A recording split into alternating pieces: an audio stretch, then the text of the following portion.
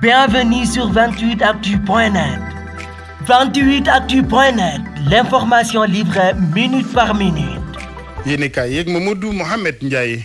jërë ngeen jëf bi l'Observateur dellu si na ak ñun ci jàppante yi am démb ca Kaolack ci diggante militant yu Benno Bokk Yaakaar yi ak yu Yewwi Askan Wi ba am ñu ci jële ay gaañu-gaañu te lu ko jiitu yéenekaay bi nee nañu gis nañu keroog ca Kees ay xeexoo yu fa amoon ba fa la ñu caxat-caxatee watab maire bu Kees bi di docteur Babacar Diop ca Kaña Ndungu ga ca Jaarome moom journal bi nee nañu fa la raay bi téene ne fa la ñu déggee responsable APR bu gàddu ak fetalam soqi ko ci kawi nit ba gànce ñaari jeune fii ci Ndakaaru ca diwaanu Géejawaay fa la fitnay campagne bi dooree keroog ba fa waa kër Ahmed Aïdara yi doon xeexoo ak ñooñi rasentaale yi L'Observateur dolli ñu ci ne fitna ji ci campagne bi yamu rekk ci ay kurpañ ak i xeer wax ju ñaaw jekk yàqantey der yekk weerante yi lépp ci am le mandat yi ci xëtamu njëkk fitna rax na ci campagne bi xeexoo yaa ngi ne kuru ci diggante coalition yi violence bi mel ni tulleeg màlle ci géopolitique bi Bougane Gueye Dany njiital gëm sa bopp ci la tribune ci direct news ak ci journal L'Info fukki ponk yi mu jàpp na yooyu rekk war naa tax waa Sénégal bañ a wooteel Benno Bokk Yaakaar moom la fa xëy di leeral direct news nañu moom Bougane Gueye Dany dem na bay xam le ne wooteel Benno Bokk Yaakaar mooy def Macky Sall buum ak bummi ci réew mi El Hadji Biram Ñing responsable Benno Bokk Yaakaar ca Yoff ne ñu ci libération cin bu naree neex bu baxee ci lay xeeñ liggéey di réalisation yu rëy yi président de la république Macky Sall def ci réew mi rek war naa tax ñu jox ko majorité ci assemblée nationale libération nañu moom Biram Ñing mi nga xam ne ci élection locale yi weesu dafa demaloon boppam ci législatif yi nag waa Benno Bokk Yaakaar la àndal joxante loxo ak Abdoulaye Diouf Sarr Biram Ñing nañu lu ko nekk demaloon sa bopp ci élection locale yi bokk na ci li ñu yàqaloon waaye gile yoon nag dañoo fas yéene joxante loxo àndandoo ngir liggéeyal président Macky Sall te bii pas décidé nañu boole suñ doole ngir Macky Sall am majorité ci assemblée nationale ndax xam nañu ne mooy njariñu Yoff mooy njariñu réew mi ak li fam ci wàllu liggéey rapport bi ñu def mu di rapport annuel des statistiques du travail yéenekaay yu bari ñu xëyandool xëy nañu ko bokk ci ñoom Soleil national mi ñu xamal ne rapport bi nee na ci 2021 gi enregistré nañu ci réew mi lu mat 1320 déclarations accident de travail ak maladie professionnelle 69 866 contrats yu ñu enregistré 2918 établissements yu ñu contrôlé ak 656 cas de conflit yu dem ba yegg tribunal la Sénégal nañu waaye junniy doomi aadama ak téeméer ak ñeent fukk ñàkk nañu seenub liggéey ci 2021 gi lu ëpp ñaari téeméeri entreprise yi tëj nañu ci réew mi ci 2021 gi Walf Quotidien ko ci xëtamu njëkk entreprise yi tëj ci réew mi ci 2021 gi ñoo ngi toll exactement ci ñaari téeméeri entreprise ak fukk ak juróom-benn